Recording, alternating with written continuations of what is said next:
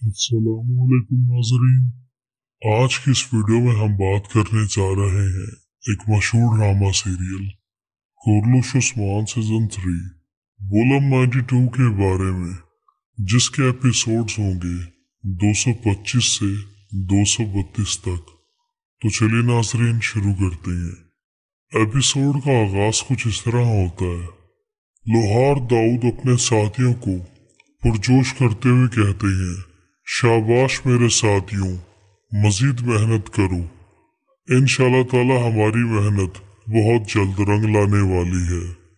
और फिर जैसे लोहार दाऊद अपने साथियों से बातचीत कर रहे होते हैं, इसी तरह नाया नकोला भी वहां पर पहुंच जाता है और वो तमाम तैयारियां देखते हुए लोहार दाऊद का नाम पुकारता है कि वाह उस्ताद, तुमने तो बेहतरीन काम किया है, तुम तो तकरीबन मुझे तबाह बर्बाद करने वाले थे। और फिर जैसे ही आया नकोला अपने सिपाहियों को तीर बरसाने का इशारा करता है, तो देखते ही देखते आया नकोला के साथी लोहार दाऊद और उनके सिपाहियों पर तीर बरसाना शुरू हो जाते हैं। सबसे पहला तीर लोहार दाऊद के सीने में घुस जाता है। तीर लगते ही लोहार दाऊद थोड़े परेशान हो जाते हैं, लेकिन वो हिम्मत करते हुए इस तीर को तोड़ देते हैं। बिलाखिर देखते ही देखते आया नकोला के सिपाही काई कबीले के बहादुरों पर टूट पड़ते हैं और दोनों ग्रोहों के दरमियान जबरदस्त लड़ाई शुरू हो जाती है। आया नकोला, जो कि पहले ही गुस्से में बहुत पागल होता है, वो अपने सामने आने वाले तुर्क सिपाहियों को शहीद करना शुरू हो जाता है। लोहार दाऊद जैसे ही ये मंजर देखते हैं तो उनका गुस्सा भी दुगना हो जाता है और वो अपने सामने आने वाले बाज़ंतीनी सिपाहियों को एक एक करके ढेर करते चले जाते हैं।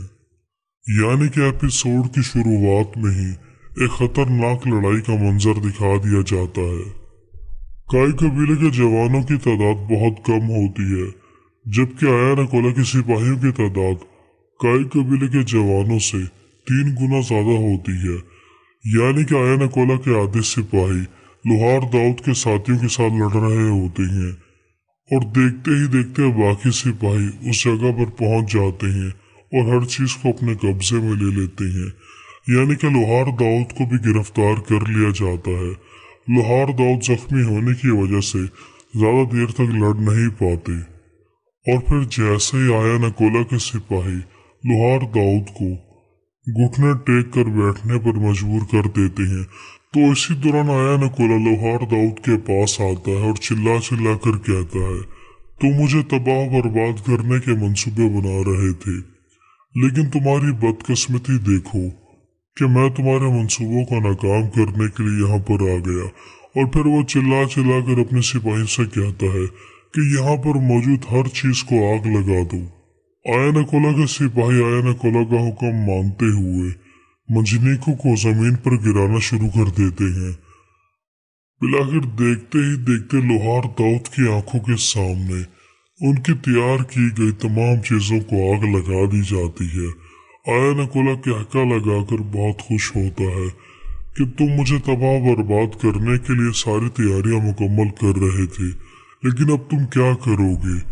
बगैर मंजनीकों के तुम मेरे किले को फतह नहीं कर पाओगे। लोहार दाऊद तमाम चीजों को अपनी आंखों के सामने जलता हुआ देखकर फिर भी अपने हौसले को कम नहीं करते और वो कहते हैं कि क्या तुम नहीं जानते कि हमारा नाम सिमुर्ग रखा गया है, जिसका मतलब यह है कि इस्लाम की रोशनी हमारे दिलों को मुनव्वर करती है और इस रोशनी के जरिए हम इस्लाम का झंडा तुम्हारी सरजमीनों पर लहराने वाले हैं। और फिर जैसे ही हम तुम्हारी जमीनों को फतह कर लेंगे तो इस्लाम की रोशनी चारों तरफ फैल जाएगी। और फिर लोहार दाऊद आया नकोला को डराते हुए कहते हैं, तुमने सरजमीन पर हमारी चीजों को आग लगा दी है, लेकिन इंशाल्लाह ताला जहन्नुम की आग तुम्हें जलाकर राख कर देगी। आया नकोला जवाबन कहता है, मैं यहाँ पर तुम्हारी कहानियां सुनने के लिए नहीं आया। मैं जानता हूँ कि तुर्कों को कहानियां सुनने का बहुत शौक है, लेकिन मुझे जरा भी शौक नहीं है।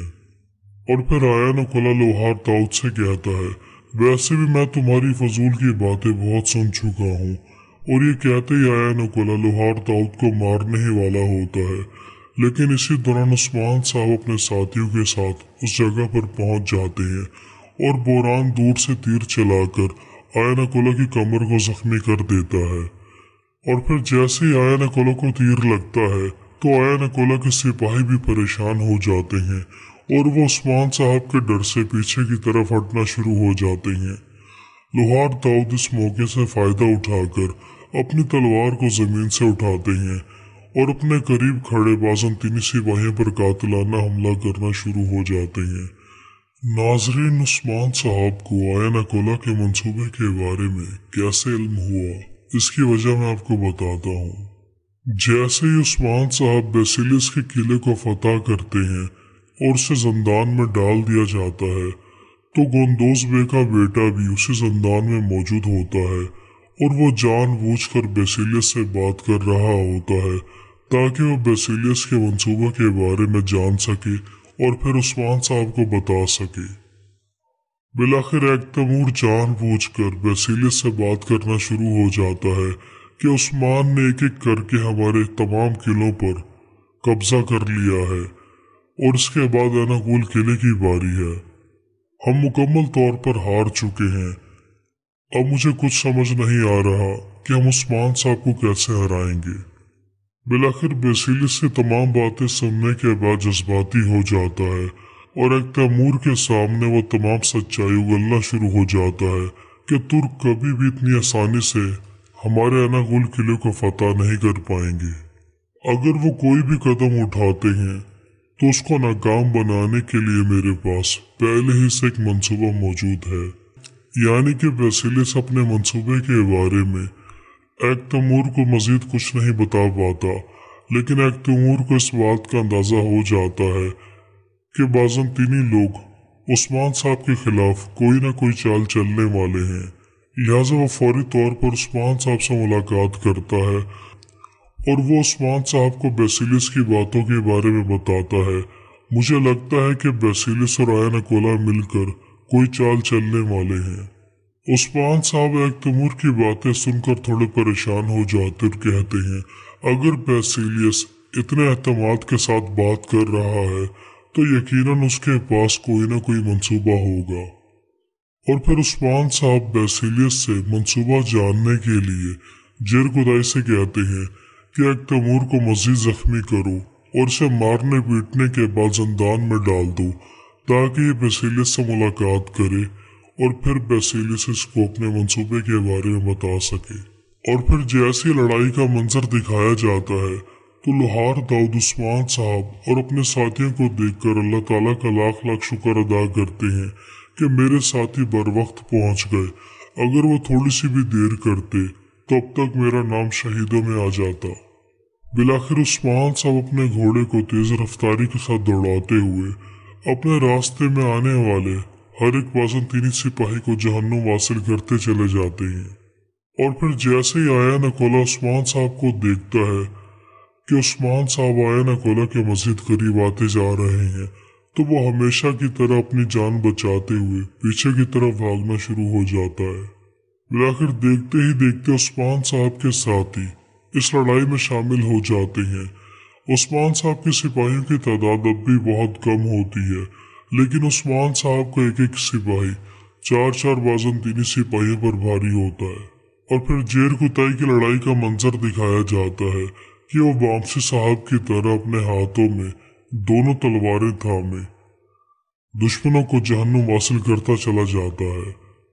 और फिर जैसे उस्मान साहब के साथी इस हालात पर काबू पाना शुरू हो जाते हैं तो उस्मान साहब इस मौके से फायदा उठाकर भागते हुए लोहार दाऊद के पास आते हैं और उनसे पूछते हैं कि आप ठीक हैं, यानी जख्मी होने के बावजूद आप कुछ देर मजामत कर सकते हैं या नहीं।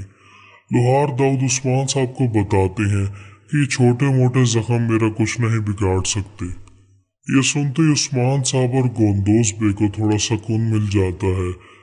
और फिर लोहार दाऊद उस्मान साहब से कहते हैं, आप आया नकोला का पीछा करें और उसे गिरफ्तार करने के बाद जहन्नुम हासिल कर देना। यानी कि गोंदोज पे लोहार दाऊद का ख्याल रखने के लिए उनके पास बैठ जाते हैं और उस्मान साहब आयन अकोला का पीछा करना शुरू हो जाते हैं।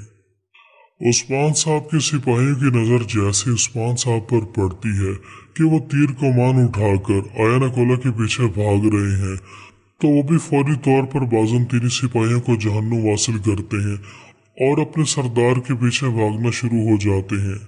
और फिर जैसे उस्मान साहब भागते भागते आयन अकोला के मज़ीद करीब हो जाते हैं, तो आयन अकोला अपने छुपे हुए बाज़ंतीनी सिपाहियों को इशारा करता है, तो वो उस्मान साहब से मुकाबला करने के लिए उस्मान साहब के सामने आकर उन पर हमला कर देते हैं। और फिर उस्मान साहब उन बाज़ंतीनी सिपाहियों से लड़ने में मसरूफ़ हो जाते हैं और आयन अकोला जो कि जख्मी हालत में होता है, वो इस मौके से फ़ायदा उठाकर अपने घोड़े पर सवार होता है और वहाँ से फरार हो जाता है। और फिर जैसे ही उस्मान साहब बाज़ंतीनी सिपाहियों को जहन्नुम हासिल करते हैं, तो वो देखते हैं कि आयन अकोला थोड़ा दूर निकल चुका है। उस्मान साहब बड़ी चालाकी के साथ एक ऊंची जगह का इंतखाब करते हैं और पहाड़ी की तरफ भागना शुरू हो जाते हैं ताकि वो आयन अकोला के जल्द से जल्द करीब पहुंच सके। बिलाखिर देखते ही देखते उस्मान साहब आयन अकोला का रास्ता रोकने में कामयाब हो जाते हैं और आयन अकोला जैसे उस्मान साहब को देखता है तो परेशान हो जाता है कि उस्मान इतनी आसानी से मेरी जान नहीं छोड़ेगा। बिलाखिर वो तलवार निकाल कर उस्मान साहब का मुकाबला करने के लिए तैयार हो जाता है। और फिर जैसे ही आयन अकोला उस्मान साहब पर हमला करने के लिए अपने घोड़े को तेज रफ्तारी के साथ आगे की तरफ दौड़ा रहा होता है और वो अपनी तलवार की मदद से उस्मान साहब पर हमला करने ही वाला होता है, लेकिन उस्मान साहब बड़ी बहादुरी से उसके हमले को नाकाम बनाते हैं और एक ही ज़रब लगाकर उसे ज़मीन पर ढेर कर देते हैं। और फिर जैसे ही आयन अकोला बेहोश होकर ज़मीन पर गिर जाता है, तो इसी दौरान उस्मान साहब के साथी भी वहां पर पहुंच जाते हैं और फिर उस्मान साहब आयन अकोला की तरफ इशारा करते हुए कहते हैं, इसे फौरी तौर पर उठाकर मेरे साथ लेकर आओ। और फिर जैसे उस्मान साहब के साथी आयन अकोला की तरफ देखते हैं, तो एक दूसरे से बातचीत करना शुरू हो जाते हैं कि दिखने में तो आयन अकोला बहुत ही छोटा लगता है, लेकिन इसके काम बड़े बड़े हैं, यहाँ तक कि इसके जुल्म भी बहुत बड़े हैं और उसकी खबरें एनातोलिया तक पहुंच चुकी थी। बिलाखिर वो आयन अकोला को घसीटते हुए उस्मान साहब के पीछे ले जाना शुरू हो जाते हैं।